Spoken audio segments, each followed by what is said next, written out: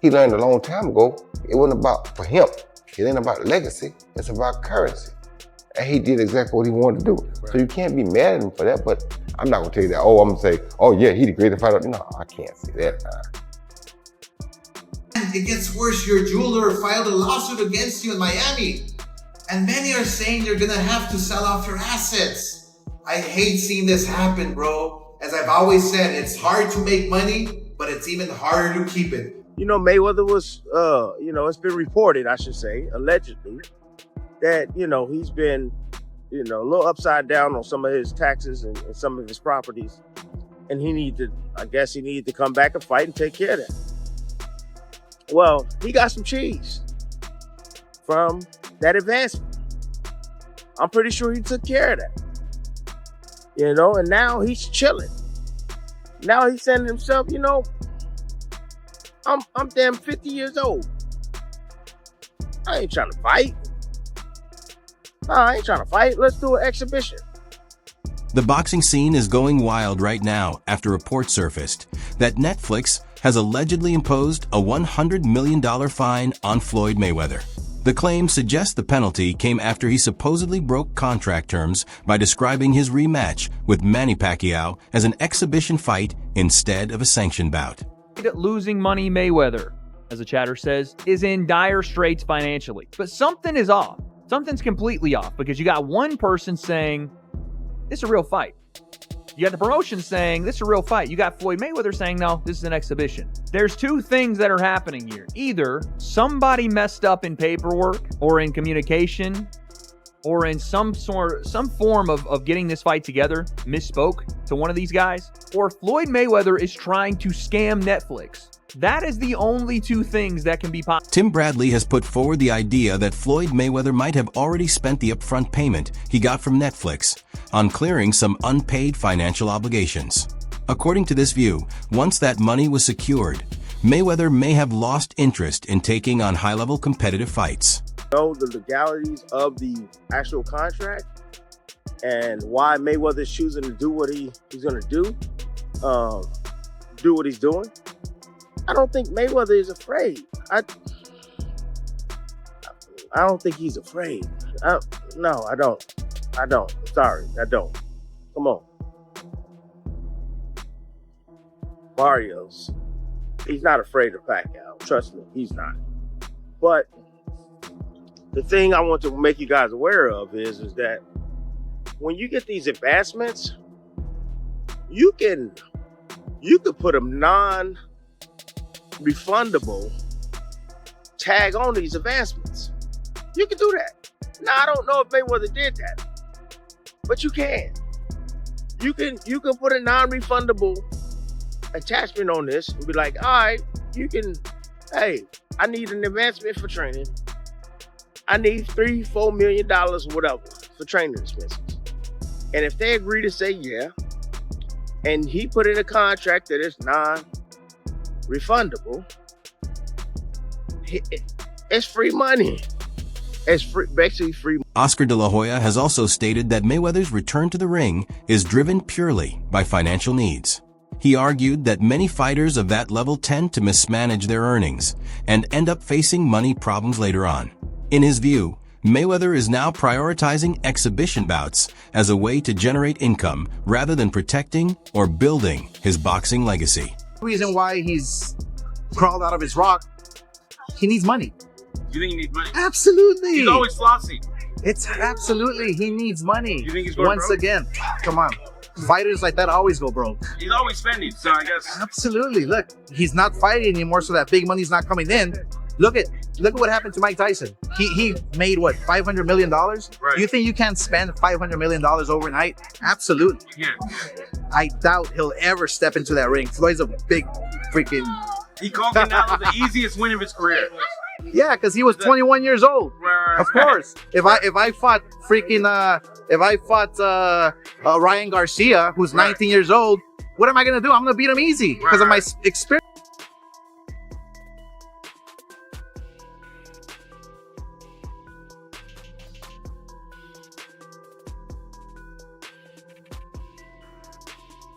Zab Judah, the former professional boxer who once shared the ring with Floyd Mayweather Jr., has offered his perspective on the situation. He believes that Mayweather's return is mainly being used as a promotional move, designed to generate excitement and build anticipation for a major high-profile event. We're not playing around. And, maybe that got through the cracks. I don't know how. I wasn't there. I don't know his business. But somehow, he's saying it did. I mean, well, he didn't say that. I'm just saying I don't know how he didn't catch on that this is the real deal Holyfield. You think it could be possibly a publicity stunt to give some type of push to the promotion? I mean, I don't know. Like when the announcement came out, I don't know if people really too ecstatic for it. It's something that you would, you can use to your advantage to try to push the fight. It'll let people, it'll get ears and eyes on the fight for people that didn't know the fight was happening. You know what I'm saying? But I don't know. Because as a consumer looking in, listen, man, I'm a fan of both guys, and I just want to watch it and see the fight happen. I mean, I'm a fan of boxing. I shouldn't say I'm a fan of both guys. You know what I'm saying? Yeah. According to Judah, Mayweather's current priorities have shifted toward entertainment ventures and business deals, with a strong emphasis on boosting earnings through major exhibition-style fights. As a consumer looking in, we're like, yo, is he like, what's the complaint? What's the problem here? Like, what are you scared of? Because is it your O? Is it your losing that O? Could be that it? Of course. That's what it's all come down to. I mean, the O is like a 800 credit score. Globally, universally. You walk around with an 800 credit score with the O. You know what I'm saying? So that's what the O brings. It brings an 800 credit score for wherever you go. You know what I'm saying? And Floyd he's done a great job with that. Great job. So of course he's gonna, show the roll on that O. I ain't mad at him. Smart guy. He understands. He ain't no fool. Word. Boxing insiders report that agreements were originally signed by both sides for a sanctioned professional fight. However, Floyd Mayweather Jr. later reclassified the bout as an exhibition, which triggered strong criticism from Manny Pacquiao's camp and also led to potential legal issues being raised. So Mayweather threw some cold water on any excitement for the fight with Manny Pacquiao in September, when last week he did an interview and said that it's not going to be a real fight, it's going to be an exhibition and not necessarily going to be at the Sphere. And Max, that really puzzled me because this wasn't just reporting. Netflix, a multi-billion-dollar company, officially announced that this would be a real fight at the Sphere. Boxing analyst Max Kellerman has proposed that Floyd Mayweather Jr.'s effort to classify his return fight as an exhibition instead of an officially sanctioned professional contest could be a deliberate strategy. According to this view, the decision may be aimed at protecting his perfect 50-0 unbeaten record. I'll always bring this up. Bernard Hopkins, I was calling his fights on HBO. He fought Tavares Cloud, good light heavyweight, beat him easy, right? And he was like 49, and his body still looked like Hopkins. Then he came back a year or so later, and he fights Joe Smith. His body didn't look the same. Hopkins had a Spartan training regimen. He doesn't put anything in his body. He's a temple. He eats right. He trains right. He don't drink. He doesn't. But his body looked, by the way, I'm 52. I can tell you, it looks different after a little bit. Even when you're trying to get in shape, just the muscles look a little different. And Joe Smith knocked him out of the ring and stopped him, right? Floyd, maybe, I'm just speculating, but maybe he says this because he gets in the gym and he's like, Floyd's what, 49 and change. He's almost 50. Maybe he's right up against that thing where it's like, man, my body's not responding the same way. Right. Max, they're grandpops. They old. Grandpops. That looks like he got a little more than 10. What I'm saying, he's a little younger. Pacquiao's a little younger. When you a grandpop, you think you're not the same as you used to. Roy Jones Jr. has stated that Floyd Mayweather Jr. played a major role in reshaping the mindset within boxing by emphasizing the importance of earning potential, even if it meant placing less value on legacy and long-term impact in the sport. In Jones' opinion, Mayweather's approach demonstrated to fighters that financial rewards could come before traditional greatness, title ambitions, and taking risks in high-stakes matchups. He also feels this change has diminished the sport's overall excitement and competitive edge. As a result, He argues that more fighters today are prioritizing undefeated records and lucrative exhibition events instead of pursuing career-defining fights that enhance boxing's global standing. And now I want the Mayweather concept, because Mayweather made so much money staying undefeated, waiting to the right time to fight Pacquiao, finding the right people to fight at the right time. He monopolized the business. But the problem was, it only made him money and the people he was fighting. It didn't make money for the whole sport. So what he did himself a great job, but it hurt the sport. Because now everybody wants to fight, stay undefeated. You understand me? Me, it's like when two guys get here, they gotta meet. No, wait. They was here 5 years ago. They should have met. You understand me? Because now, we probably could have got 3 good fights. Veteran trainer Robert Garcia has shared his reaction to Floyd Mayweather Jr.'s return announcement and the rumored rematch with Manny Pacquiao, highlighting the need for both fighters to be compensated fairly. He expressed that alongside the massive hype and worldwide attention the event is expected to generate, Mayweather and Pacquiao should earn payouts that truly match their reputation, achievements, and the significance of the matchup. Garcia pointed out that whenever two icons of boxing step back into the ring, the event goes beyond a simple athletic contest. In his eyes, it becomes a landmark moment with both cultural impact and major commercial value in boxing history. He added that while audiences are focused on the entertainment, promotion, and storyline of the fight, it is just as important to ensure that the athletes themselves are treated justly in financial terms. From his perspective, fair compensation is a key way of honoring their legacy and contributions, reinforcing that respect and fairness should always be at the core of any major event featuring legendary fighters of this level. This will do more than the Tyson Jake Paul fight. This will do like 150, 200 million. No, it's not pay-per-view. Netflix, would do good. 200 million people, 150. Sure, good thing Netflix is getting involved, man. It's bringing up a lot of money for the guys. Yes. And Mayweather Pacquiao, they're gonna make a couple $100 million each. I think so. Good for them. As they should. Good for them. But you told me today, even without knowing, you knew it was coming. Both having an exhibition, that's the way it looked like. So that was done? September 19th? September 19th? September, the Mexican Independence Day weekend? Yeah, in the Sphere, nonetheless. That's that round thing. But isn't Canelo fighting on that day? No, he's fighting in Saudi on the 12th. Yeah, but Mexico versus... Oh, that's right. So this is a week after. You mean the Sphere? Yeah. That's big time. Yeah, it's very few seats in there. Yeah, that's big time. The gate will break records. I'm sure it's going to be major. Yeah, because I heard that's just special, only special events and special concerts and shit like that. Boxing analysts and industry observers have suggested that Floyd Mayweather Jr.'s return to the ring may be linked to underlying financial challenges that have reportedly developed in recent years. Claims involving unpaid taxes, legal conflicts, and various lawsuits have contributed to speculation that, despite earning more than $1 billion throughout his career, his financial situation after retirement might not be as secure as previously believed. Due to these ongoing matters, some commentators argue that his decision to step back into boxing and potentially put his flawless record on the line may not be driven solely by legacy or entertainment. Instead, they suggest it could reflect financial pressure. In their view, a fighter who has nothing left to prove would normally avoid jeopardizing an undefeated legacy unless there were significant underlying reasons. And is he got more money than me? Yeah, but he also spends a lot more money than me, which is why I thought him coming back to fight Manny Pacquiao, it made dollars, so sure, it makes sense. But for him to put his pro record on the line means this is really bad for Floyd. Well, turns out it could be as bad as we thought or potentially worse, because Floyd Mayweather came out, 5 days ago now. I'm a little bit late to this story, but I wanted to make sure I had all the information. He came out 5 days ago and said that this fight isn't a pro fight. Even though it's announced that way, Netflix, the whole thing, all the promotion being pro-fight, it has not apparently been that to Floyd Mayweather, and this is what he had to say about it.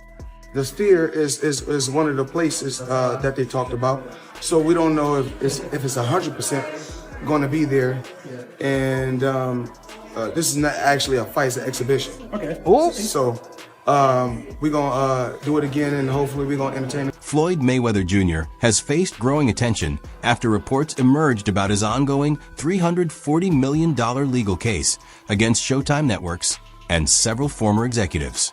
The suit centers on accusations of improperly handled fight revenues during his career. In his filing, Mayweather alleges that a large portion of his earnings was not properly delivered to him, claiming that funds were instead moved through financial systems overseen by former advisors and related individuals. He argues that this arrangement left him without hundreds of millions of dollars he believes were rightfully his.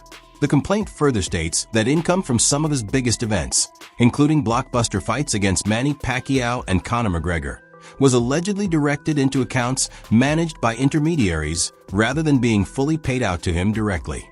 These claims have led to allegations of fiduciary breach and financial wrongdoing within his former management circle. Doing Showtime and Steven Espinoza, the former head of Showtime Sports, for hundreds of millions of dollars that he claims are unaccounted for. Let's go ahead and break it down and give you all the details about what's going on. What's up, everybody? Marcos Villegas here for Fight Up TV.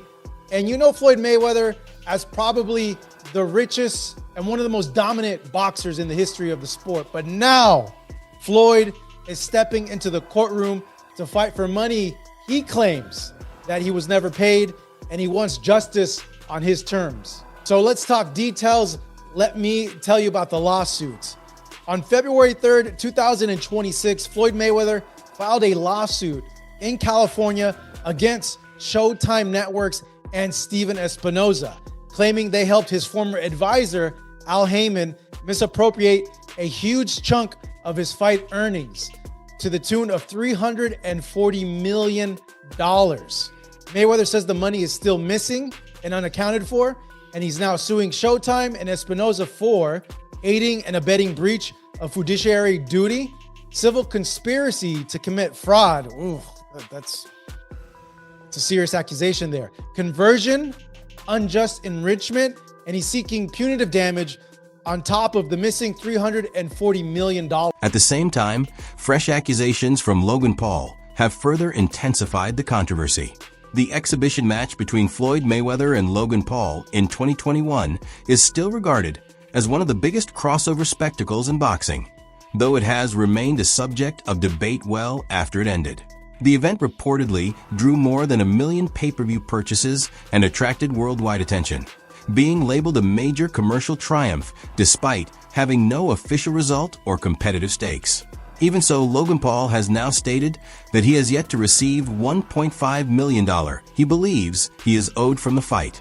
He claims the issue is linked to a promotional arrangement on Mayweather's side involving a pre-sale agreement with an international company that was not fully reflected in the final payment distribution. Paul insists that his contract included a share of that deal, but maintains that the full amount was never paid to him. Said that cut to you on this day. I mean, Floyd Mayweather. No, I didn't make as much money as you'd think fighting Floyd. Did you get paid from that? He still owes me $1.5 million, maybe more. How does he owe you the money? Why don't you just like... Here's what happened. He pre-sold the fight using my likeness to some company in, I think, Dubai or like the Middle East. This is my understanding of it, for $10 million cash. We ended up doing the fight in the States with a different company. That is the company that put on the fight. That is the company that paid me. But he sold our fight with my name and likeness to someone else in Dubai for $10 million cash. It's our fight. Floyd out here scamming Dubai royalty is crazy. This is a story I also heard from Gervonta Davis when he said that Floyd owed them people in Dubai money. He scammed some person, some business person, some royalty in Dubai out of $10 million. Teddy Atlas has shared that he feels concerned and saddened by what he believes are warning signs in Floyd Mayweather Jr.'s current circumstances, hinting that the former champion could be dealing with both personal and financial struggles. Atlas suggested that Mayweather's repeated participation in exhibition fights may be connected to issues such as heavy gambling and unwise financial choices outside the ring. He expressed disappointment that a figure of Mayweather's status might be going through such difficulties, considering the enormous success and wealth he accumulated during his boxing career. In Atlas's view, this move away from serious competitive bouts toward more financially driven exhibitions highlights how even the most accomplished athletes can encounter challenges when it comes to managing money and adjusting to life after their prime. I don't really I don't like that, but I understand the world out there, and I understand putting yourself in that position. If he put himself in that position, some people will say, you know, he's suing now because of his gambling habits, which was not hidden. It was not a secret. He would post, not Teddy Atlas talking about anything that wasn't out there.